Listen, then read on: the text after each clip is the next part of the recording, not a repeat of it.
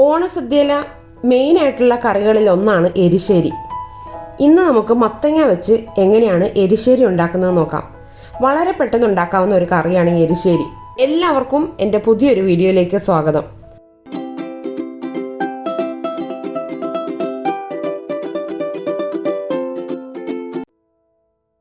അപ്പോൾ നമുക്ക് നേരെ റെസിപ്പിയിലോട്ട് കിടക്കാം. ഈ എരിശ്ശേരി ഉണ്ടാക്കുന്നതിന് വേണ്ടിയിട്ട് നമുക്ക് ഒരു 1/2 കപ്പ് വൻപയർ എടുത്ത് കുറച്ച് വെള്ളത്തിൽ കുതിർത്തി അരമണിക്കൂറോളം വെക്കണം.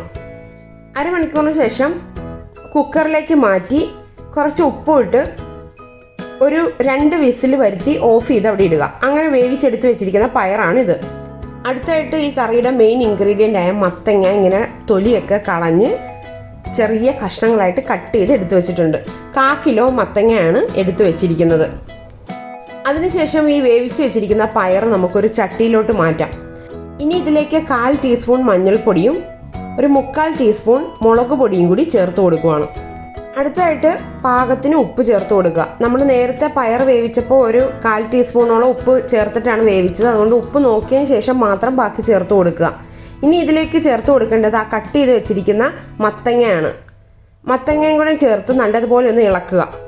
അതിനുശേഷം ഈ ചട്ടി അടുപ്പിൽ വെച്ച് മൂടി വെച്ച് മത്തങ്ങ വേവുന്നിടം വരെ വേവിക്കുക. ഏകദേശം ഒരു 10 മിനിറ്റോളം കുക്ക് ചെയ്തെടുക്കേണ്ടി വരും. മൂടി വെച്ചിട്ട് തന്നെ ഒരു മീഡിയം ഫ്ലെയിമിലിട്ട് കുക്ക് ചെയ്യുക. പയർ വേവിച്ച വെള്ളം ഉള്ളതുകൊണ്ട് ഇനി എക്സ്ട്രാ വെള്ളം ഒന്നും ചേർത്ത് കൊടുക്കേണ്ട ആവശ്യമില്ല. ആ വെള്ളത്തിൽ കിടന്ന് തന്നെ അങ്ങനെ വെന്തോളും. ഇനി ഈ എരിശ്ശേരിക്ക് വേണ്ടുന്ന ബാക്കി ഇൻഗ്രീഡിയൻസ് എടുക്കാം. ഒരു 8 ചുവന്നുള്ളി, 3 പച്ചമുളക് എരിവ് അനുസരിച്ച് ചേർത്ത് കൊടുക്കണം കേട്ടോ. ഇത് നല്ല എരിവുള്ള പച്ചമുളകാണ്. അതുകൂടാതെ ഒരു 3 വെളുത്തുള്ളിയും കൂടി ചേർത്ത് കൊടുക്കുക. അതിനുശേഷം ഇതിലേക്ക് ഒരു 3/4 കപ്പ് തേങ്ങ ചിരണ്ടിയത് ചേർത്ത് കൊടുക്കുക. 3/4 കപ്പ് മുതൽ 1 കപ്പ് വരെയും തേങ്ങ ചേർത്ത് കൊടുക്കാം കേട്ടോ. ഇനി ഇതിലേക്ക് 2 ഇൻഗ്രീഡിയൻറ്റ് കൂടി ഞാൻ ചേർത്ത് കൊടുത്തിട്ടുണ്ട്. അത് വീഡിയോ വിട്ടുപോയതാണ്. ഒരു 1/4 ടീസ്പൂൺ നല്ല ജീരകം പൊടിച്ചതും ഒരു 1/2 ടീസ്പൂൺ മഞ്ഞൾപ്പൊടിയുമാണ് ചേർത്ത് കൊടുത്തിരിക്കുന്നത്. ഇനി ഇത്ര ഇൻഗ്രീഡിയൻസ് മിക്സിയിലൊന്ന് ജസ്റ്റ് ഒന്ന് ഒതുക്കിയെടുക്കാം. അതായത് ഒതുക്കിയെടുക്കുക എന്ന് പറഞ്ഞു കഴിഞ്ഞാൽ അരഞ്ഞ് പേസ്റ്റ് പോലെയൊന്നും ആവണ്ട, ജസ്റ്റ് ഒന്ന് കറക്കിയെടുത്താൽ മാത്രം മതി. അതായത് ചുവന്നുള്ളിയും പച്ചമുളകും വെളുത്തുള്ളിയൊക്കെ ഒന്ന് അരഞ്ഞ പോലെ വരിക, അത്രയും മാത്രം മതി. തേങ്ങ പേസ്റ്റ് പോലെ അരയേണ്ട ആവശ്യമില്ല. അതേസമയം തന്നെ നമ്മുടെ മത്തങ്ങയും പയറും ഒക്കെ വെന്ത് വന്നിട്ടുണ്ട്. ഇനി ഇതൊന്ന് ഇളക്കി കൊടുത്തതിന് ശേഷം നമുക്ക് അരച്ച് വെച്ചിരിക്കുന്ന തേങ്ങയുടെ കൂട്ട് ചേർത്ത് കൊടുക്കാം. അതിനുശേഷം നല്ലതുപോലെ തേങ്ങയുടെ കൂട്ടും മത്തങ്ങയും പയറും എല്ലാം കൂടി ഇളക്കി യോജിപ്പിച്ചെടുക്കാം. ചെറിയ തീയിലായിരിക്കണം ഇപ്പം ഫ്ലെയിം ഉള്ളത്.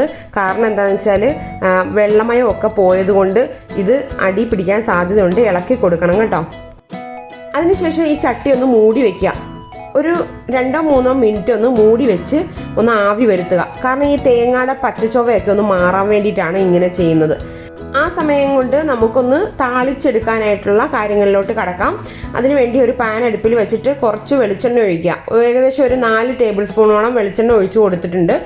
എണ്ണ നല്ലപോലെ ചൂടായി വരുമ്പോൾ ഒരു 1/4 ടീസ്പൂണിലും താഴെ ഉലുവ ചേർത്ത് കൊടുക്കുക.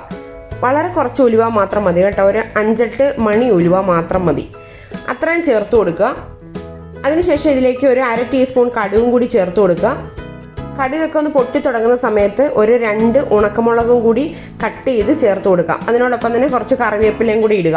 എല്ലാം കൂടി ഒന്ന് മൂപ്പിച്ചെടുത്തതിന് ശേഷം ഇനി നമുക്ക് ആ വെന്ത് വന്നിരിക്കുന്ന എരിശ്ശേരിയിലോട്ട് ചേർത്ത് കൊടുക്കാം. അതിനുശേഷം നല്ലതുപോലെ ഒന്ന് ഇളക്കി യോജിപ്പിച്ച് തീ ഓഫ് ചെയ്തിടാം. അപ്പോൾ ഇവിടെ നമ്മുടെ മത്തങ്ങ എരിശ്ശേരി റെഡി ആയിട്ടുണ്ട്. അപ്പോൾ ഇത്തവണത്തെ ഓണസദ്യക്ക് ഈ എരിശ്ശേരി ഉണ്ടാക്കി നോക്കിയതിന് ശേഷം ഒന്ന് അഭിപ്രായം പറയണം.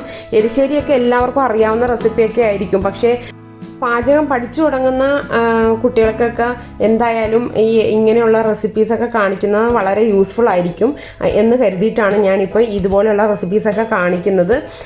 ഇതിനു മുമ്പ് ഞാൻ ഓണസദ്യയിൽ വിളമ്പാൻ പറ്റിയ പലതരം കറികളുടെ വീഡിയോസൊക്കെ ചെയ്തിട്ടുണ്ട്. അതിൽ ഈ ഗ്രീൻ ആപ്പിൾ കിച്ചടി എന്ന് പറയുന്ന ഒരു ഡിഫറെൻ്റ് ആയിട്ടുള്ള ഒരു കറിയാണ്. അതിൻ്റെയൊക്കെ വീഡിയോയുടെ ലിങ്ക് ഇതിൻ്റെ ഡിസ്ക്രിപ്ഷനിൽ കൊടുക്കാം. എല്ലാവരും ഒന്ന് ഉണ്ടാക്കി നോക്കുക. അഭിപ്രായങ്ങൾ കമൻറ്റിലൂടെ അറിയിക്കുക. അപ്പോൾ എല്ലാവർക്കും ഐശ്വര്യവും സമാധാനവും സന്തോഷവും നിറഞ്ഞ ഒരു ഓണം ആശംസിക്കുന്നു. മറ്റൊരു നല്ല റെസിപ്പിയായിട്ട് നമുക്ക് അടുത്ത ദിവസം കാണാം. Thank you. ബൈ.